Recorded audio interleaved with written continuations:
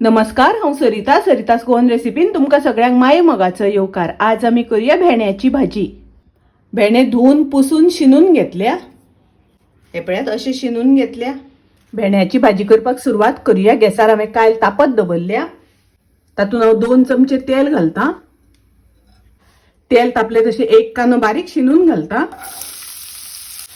2 हरवे मिरसांगो कापून घालता। 1 टोमॅटो बारीक शिनलेलो घालता। कांदो आनी टमाट मातशे तळसून घेवया।